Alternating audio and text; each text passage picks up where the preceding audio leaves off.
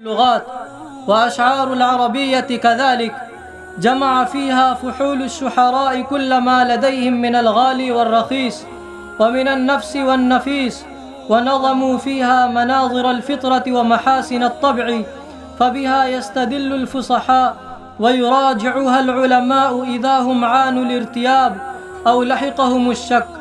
فسجلنا لكم مسرحية شعرية يتمثل فيها الطلاب بامرئ القيس وشاعر الرسول صلى الله عليه وسلم حسان بن ثابت رضي الله تعالى عنه، وكذا أحد منهم أبو العتاهية، والآخر هو الشاعر العربي الكبير أبو العلاء المعري وغيرهم، فهم ينشدون بأجمل أبياتهم وتشعرون أنفسكم أنكم في سوق عكاظ. وجمعهم الدهر مرة ثانية بعد مضي القرون التي أهلكت الشعراء والأدباء وأفنت الكتاب، وإنما هي ما أفنت بل كتمتهم الأرض في حضنها. فهل يموت من خلف أمرا يجعل شأنه حيا متى ما تختلف الملوان؟ لا وكلا. ويقدم هذه المسرحية الشعرية الأخ جواد وزملاؤه، فاقصدوا المنصة من فضلكم.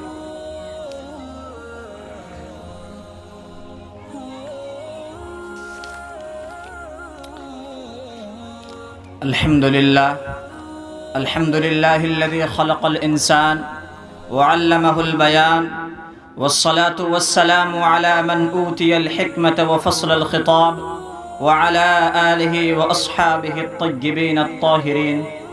أما بعد، فيا سادة الأفاضل وزملائي في مؤسسة مركز المعارف، نحن اليوم نحتفل باليوم العالمي للغة العربية كما احتفلنا به في العام الماضي لأول مرة في تاريخ هذه الدار الحبيبة. وفي هذه المناسبة الطيبة نرحب بضيوفنا المبجلين الذين شرفونا على الرغم من أعمالهم العظيمة بحضورهم في هذا الاحتفال الطيب. نرحب بهم بقلوب ملؤها الإجلال والإكبار والحب والتقدير.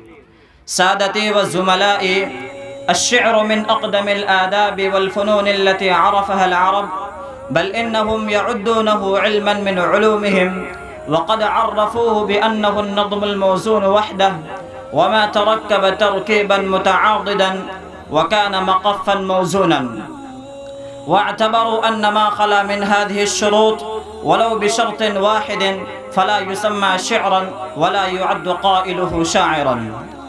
اشتهر العرب منذ القدم بالشعر، وقد عرف الشعر بمنظوم القول غلب عليه الوزن والقافية، وإن كان كل علم شعرا، وهو تعريف ابن منظور في لسان العرب. وقد عرف الشعر بالوقت الحالي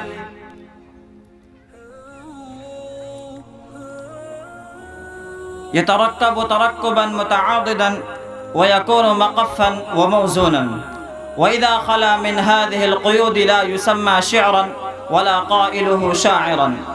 إن الشعر وعاء اللغة ومستودعها، إن الشعر وعاء اللغة ومستودعها، ولذا فهو مادة وأساسية في تعليم اللغة وتنمية الملكة البلاغية وتفصيح اللسان. سأل معاوية رضي الله تعالى عنه الحارث بن نوفل: ما علمت ابنك؟ قال: القرآن والفرائض. فقال: ربه فن فصيح الشعر، فإنه يفتح المنطق ويطلق اللسان ويدل على المروءة والشجاعة. قبل ظهور محمد صلى الله عليه وسلم كانت العرب تقيم الأفراح إذا ظهر من أبنائها شاعر مبدع، لأن الشعر قديما كان يرفع من قيمة القبيلة ويغير من مكانتها إلى الأفضل بين القبائل. ويختلف أهمية الشعر العربي باختلاف العصور التي ظهرت فيها. ففي عصر النبوة وظهور الإسلام كان الشعر وسيلة من وسائل الدفاع عن رسالة الإسلام ضد المشركين. ففي عهد النبوة ففي عصر النبوة وظهور الإسلام كان الشعر وسيلة من وسائل الدفاع عن رسالة الإسلام ضد المشركين. وفي عهد بني أمية والعباسين كان الشعر عبارة عن وسيلة من وسائل التفرقة السياسية والفكرية والتنازعية والدفاع عن مبادئها في مواجهة خصومها. إليكم مسرحية شعرية لطيفة ممتعة أعدها طلاب مؤسسة مركز المعارف، ويقدمها إليكم كل من الإخوان محمد معروف وإقبال ومسعود ودلشاد وبركة الله وإسماعيل ومحمد شكيل الديدواني. فأدعو أولا من له الفضل في عالم الشعر العربي، أدعو من تربع على عرش مملكة الشعر العربي، أدعو من دعي في زمنه بالملك الضليل وفيما بعد بملك الشعراء وبفحل الشعراء. تجدون في شعره جزالة الألفاظ مع جودة السبك، وبديع الخيال مع بلاغة التشبيه. تجدون في شعره جزالة الألفاظ مع جودة السبك. في شعره عزة الملوك وتبذل الصعلوك وعربدة الماجن وحمية الثائر وشكوى الموتور وذلة الشريد. هو زعيم الشعراء الجاهلي امرؤ القيس، يمثله أخونا مسعود أنور البارميري. استمعوا إلى معلقته واستمتعوا ببليغ الشعر.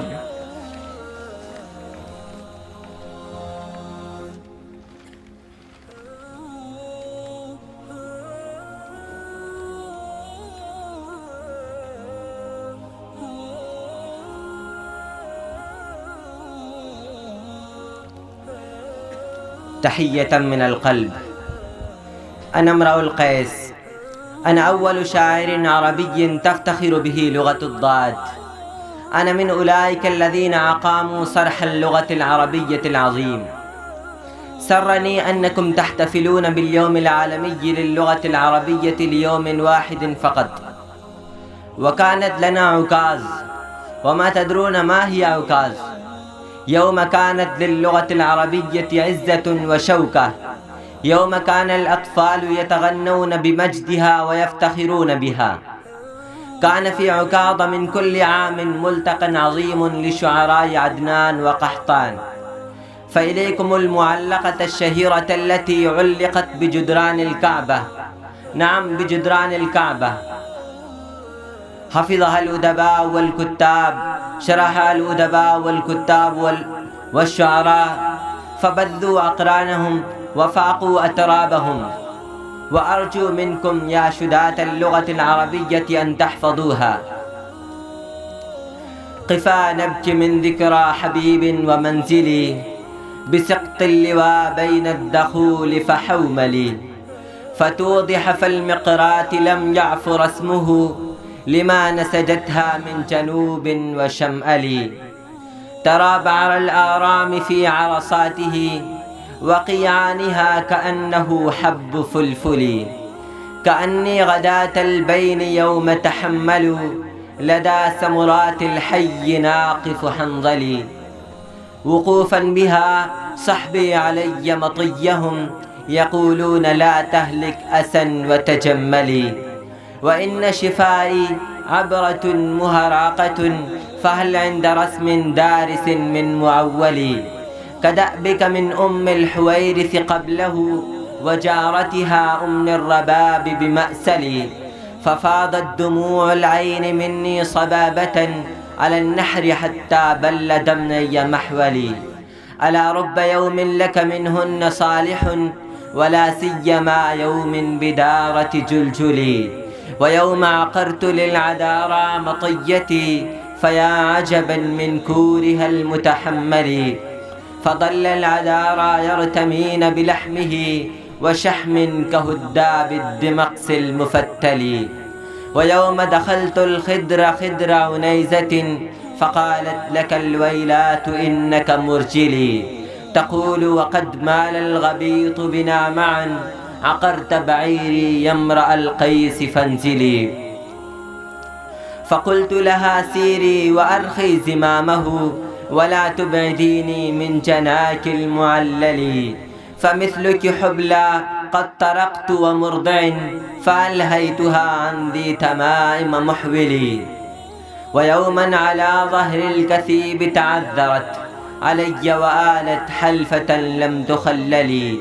أفاطمة مهلا بعد هذا التدلل، وإن كنت قد أزمعت صرمي فأجملي، وإن تك قد ساءتك مني خلقة فسلي ثيابي من ثيابك تنسلي.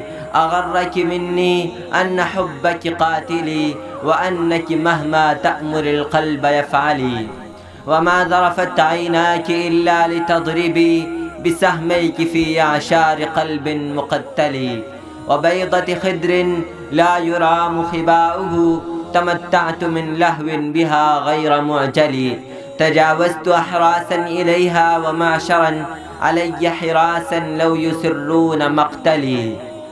إذا ما الثريا في السماء تعرضت تعرض أثناء الوشاح المفصل، فقالت يمين الله ما لك حيلة، وما إن عرى عنك الغواية تنجلي. خرجت بها أمشي تجر وراءنا على أثرينا ذيل مرط مرحل. فلما أجزنا ساحة الحي وانتحى بنا بطن خبث ذي حقاف عقنقل، حصرت بفودي رأسها فتمايلت علي هضيم الكشح ري المخلخل. إذا التفتت نحوي تضوع ريحه، نسيم الصبا جاءت بري القرنفل. مهفهفة بيضاء غير مفاضة، ترائبها مسقولة كالسجنجل.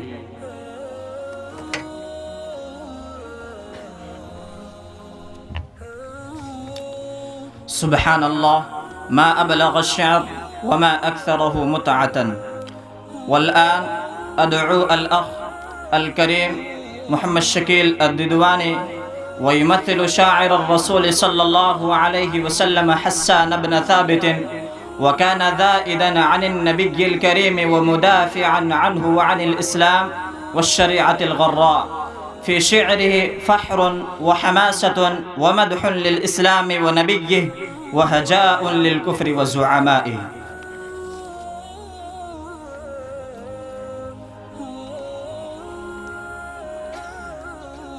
بسم الله الرحمن الرحيم. نحمده ونصلي على رسوله العربي الكريم وعلى آله وصحبه أجمعين.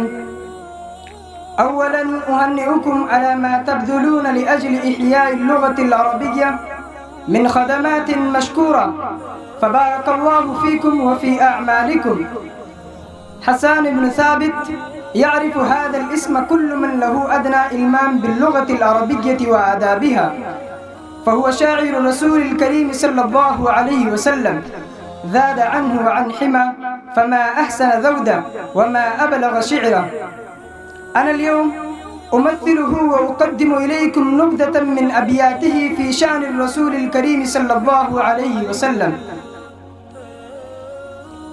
لئن صبحت سم الجبال مجيبة لداود أولانا الحديد المسفح، فإن الصخور السم لانت بكفه، وإن الحصى في كفه ليسبح.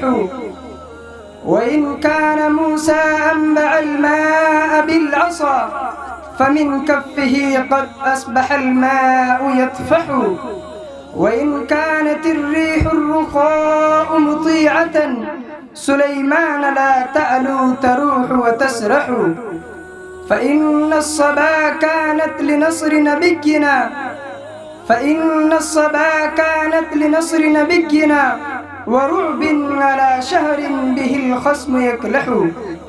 وإن أوتي الملك العظيم وسخرت، له الجن تسعى في رضاه وتكدح.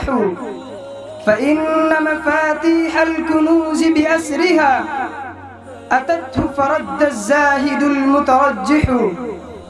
وإن كان إبراهيم أعطي خلة، وموسى بتكليم على الطور يمنح.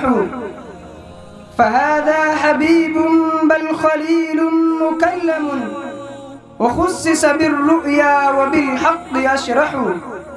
وخصص بالحوض الرواء وباللواء، ويشفع للعاصين والنار تلفح وبالمقعد الأعلى المقر بنا له أطاء لعينيه أقر وأفرح.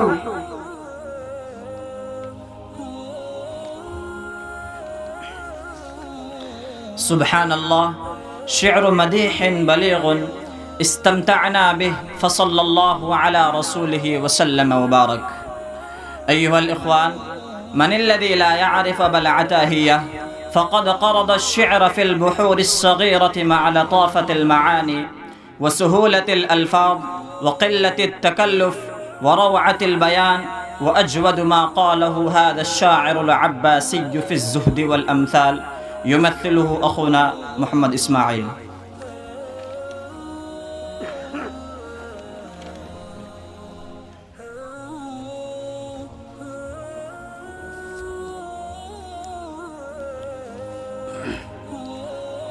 أنا إسماعيل بن القاسم بن سويد العنزي، لعل الاسم غير معروف عند أسماعكم. نعم، ما لكم يا أمة الدين العربي، ما لكم وللعربية. نعم، يعرفني عشاق الأدب العربي بكنيتي، فقد غلبت اسمي حتى أصبح غير معروف عند كثير منهم. اسمعوا، أنا أبو العتاهية. هل سمعتم هذا الاسم؟ لا أنتم يا أمة الإسلام تمجدون سلمان خان وشهروخ خان ومن على شاكلتهم، وتتناسون أبا العتاهية وأبا العلا وابن الفارد والمتنبي والبحتري. هؤلاء هم الذين حافظوا على لغتكم، ولغتكم هي هويتكم. ماذا أقول لكم؟ على أي حال، أهنئ الذين أقاموا هذه الحفلة بمناسبة اليوم العالمي للغة العربية. اسمعوا مني بعض أبياتي التي قرأتها في الزهد. ألا نحن في دار قليل بقاؤها، ألا نحن في دار قليل بقاؤها، سريع تدانيها وشيك فناؤها. تزود من الدنيا التقى والنهى فقد، تزود من الدنيا التقى والنهى فقد، تنكرت الدنيا وحان انقضاؤها. غدا تخرب الدنيا ويذهب أهلها، غدا تخرب الدنيا ويذهب أهلها جميعا، وتطوى أرضها وسماؤها. ومن كلفته النفس فوق كفافها، ومن كلفته النفس فوق كفافها، فما ينقضي حتى الممات عناؤها. ترق من الدنيا إلى أي غاية، ترق من الدنيا إلى أي غاية، سموت إليها فالمنايا وراؤها. والآن أدعو الشاعر البصري الذي ترعرع في مروج الأدب وشب في ربوع الفصاحة في ربوع الفصاحة والبلاغة، هذا الفرزدق الذي له مواقف محمودة في الذود عن آل بيت النبي صلى الله عليه وسلم، تجلت فيها صراحته وشجاعته، كموقفه حين سمع هشام بن عبد الملك يقول حينما رأى زين العابدين علي بن الحسين: من هذا؟ وهو يعرفه، وشق ذلك على الفرزدق، فأجاب هشاما بالقصيدة التي مطلعها: هذا الذي تعرف البطحاء وطأته، والبيت يعرفه والحل والحرم. أدعو الأخ محمد دلشاد.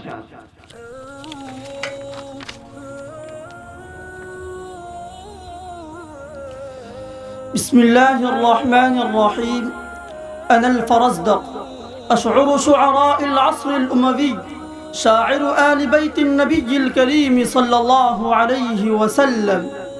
مدحتهم لا لنيل فتات من الدنيا، ولكن مدحتهم لأنه أحق الناس بمدح الفرزدق، فكان حاجة في نفسي قضيتها. جادلت الشعراء فالحقت بهم العزيمة النكرى، افتخرت بآبائي وأجدادي ففقط من لا آباء لهم ولا أجداد. فأهنئكم جميعا عن إقامة هذه الحفلة الكريمة في هذه الديار البعيدة عن معاقل العروبة. إليكم الأبيات التي اغتجلتها عن شأن زين العابدين العظيم علي بن الحسين بن علي بن أبي طالب. ما أحلى هذا الاسم وما أجمله. هذا الذي تعرف البطحاء وطأته، والبيت يعرفه والحل والحرم. هذا ابن خير عباد الله كلهم، هذا التقي النقي الطاهر العلم. هذا ابن فاطمة إن كنت جاهله، بجده أنبياء الله قد ختموا. وليس قولك من هذا بغائله، العرب تعرف من أنكرت والعجم. كلتا يديه غياث عم نفعهما، يستوكفان ولا يعروهما عدم. حسن الخليقة لا تخشى بوادره، يزينه اثنان حسن الخلق والشيم. حمال أثقال أقوام إذا افتدحوا، حلو الشمائل تحلو عنده نعم. ما قال لا قط إلا في تشهده، لولا التشهد كانت لاءه نعم. إذا رأته قريش قال قائلها، إلى مكارم هذا ينتهي الكرم. يغضي حياء ويغضي من مهابته، فما يكلم إلا حين يبتسم. بكفه خيزران ريحه عبق، من كف أورع في عرنينه شمم. يكاد يمسكه عرفان راحته، ركن الحطيم إذا ما جاء يستلم. الله شرفه قدما وعظمه، جرى بذاك له في لوحه القلم.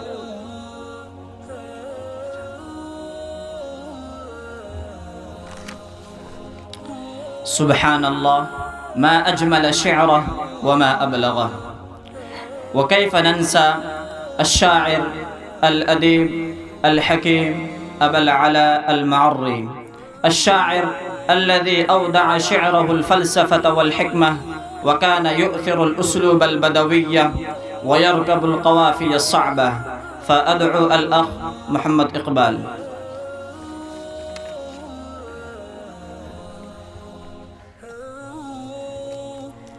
السلام عليكم. الحمد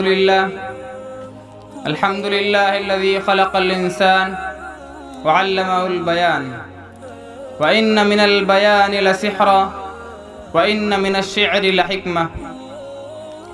أنا من الشعراء الذين نالوا عناية أبناء الأدب العربي، فلهم الشكر جزيلا. وهنا في أرض الهند نشأ من كتب عني وعن شعري كتابا أجمع وأبلغ، ولعلكم لا تعرفون.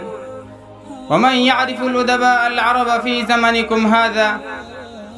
نعم، هنا نشأ عبد العزيز الميمني الذي كتب أجمع وأبلغ الكتب التي كتبت عني وعن شعري وعن حكمتي. إليكم أبياتا فاسمعوها وعوها، لعلها تنفعكم في حياتكم. غير مجد في ملتي واعتقادي، نوح باك ولا ترنم شادي.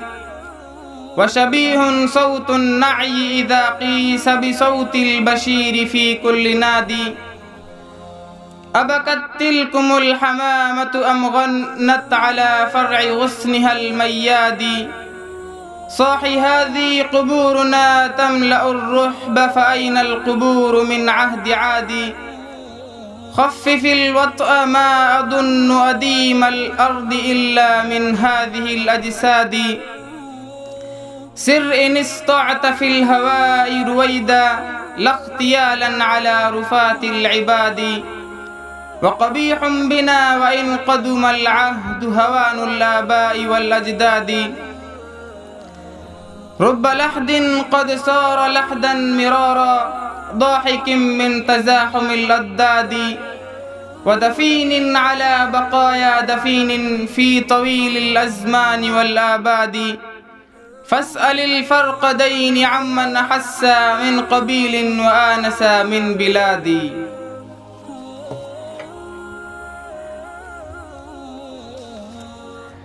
كيف ننسى حافظ إبراهيم في هذه الحفلة الكريمة التي تعقد بمناسبة اليوم العالمي للغة العربية؟ كيف ننسى وهو ترجمان اللغة العربية فيقول على لسانها: وسعت كتاب الله لفظا وغاية وما ضقت عن آي به وعظاتي. فأدعو الأخ محمد معروف.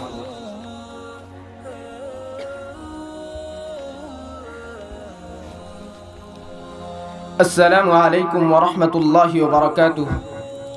الحمد لله رب العالمين، والصلاة والسلام على الرسول العربي وعلى آله وأصحابه أجمعين. أما بعد، فأولا أهنئكم جميعا على إقامة هذه الحفلة الكريمة بمناسبة اليوم العالمي للغة العربية. وفرحت فرحا إذ سمعت أن الغرب يعنى بإحياء اللغة العربية، وقد كان المستغربون في زمن يحاولون وأدها في مهدها كانوا يقولون: اللغة العربية الفصحى لا تستطيع أن تساير الزمان، لا تقدر أن تواكب موكب الحضارة المتقدمة، لا يمكنها أن تسع المخترعات الحديثة.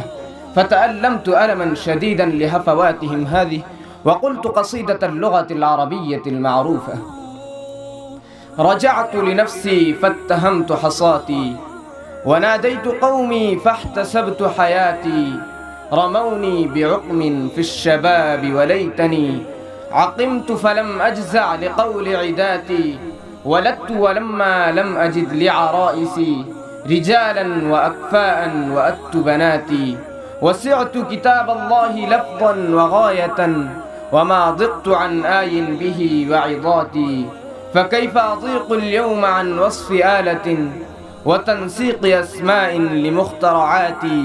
أنا البحر في أحشائه الدر كامن، فهل سألوا الغواص عن صدفاتي؟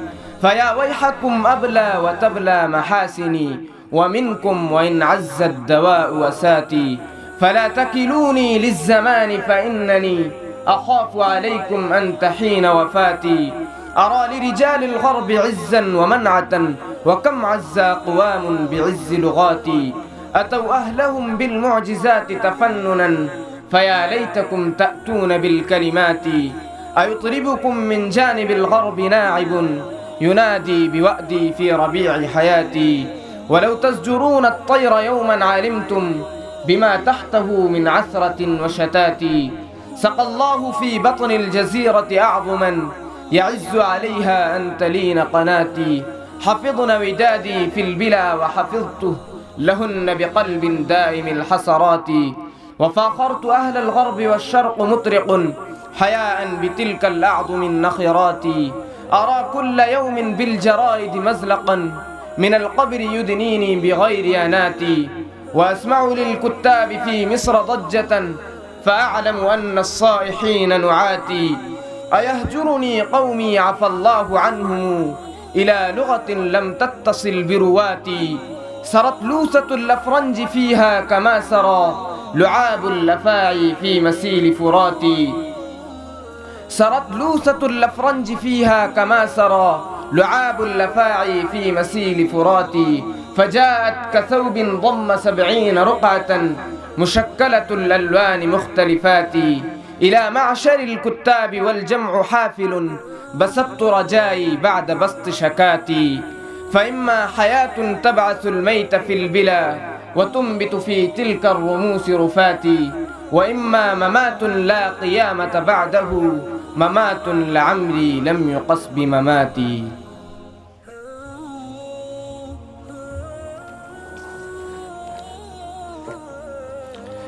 عدنان النحوي اسم جميل يلمع في سماء الشعر العربي الحديث. كان شاعرا مكثرا مجيدا، وله قصائد فيها الدين والمجد والتاريخ والأدب الإسلامي الرفيع. فأنادي الأخ بركة الله وهو يمثل شاعرنا العربي العظيم عدنان النحوي.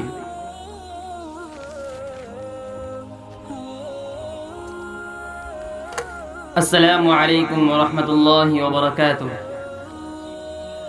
أنا عدنان علي رضاء النحوي.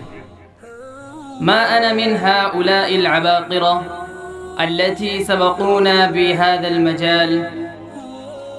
أين الثرى من الثريا التي يتلألأ فيها امرؤ القيس والفرزدق وأبو العتاهية وأبو العلا والحافظ وغيرهم؟ أين أنا منهم؟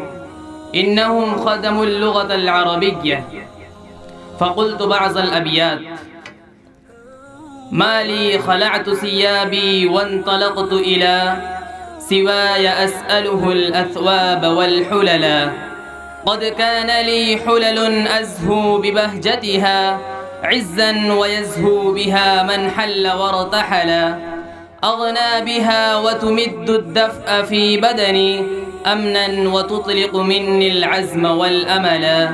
تموج فيها اللآلي من مآثرها نورا وتبعث من لآلئها الشعلا.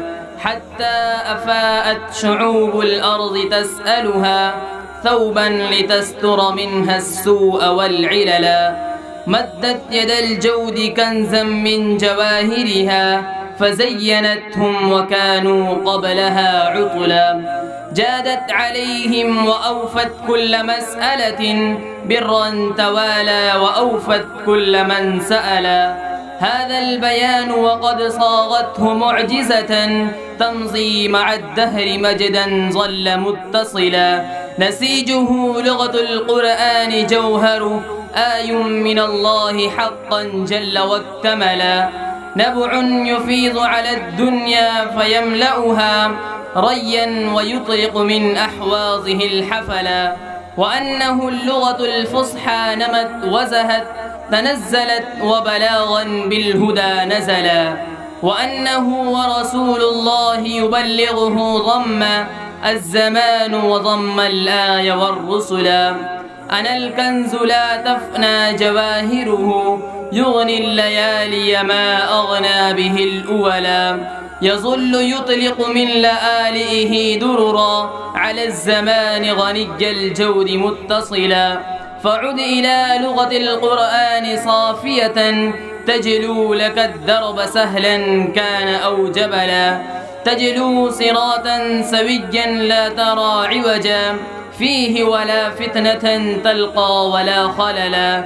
تجلو سبيلا تراه واحدا أبدا وللمصلين تلقى عندهم سبلا.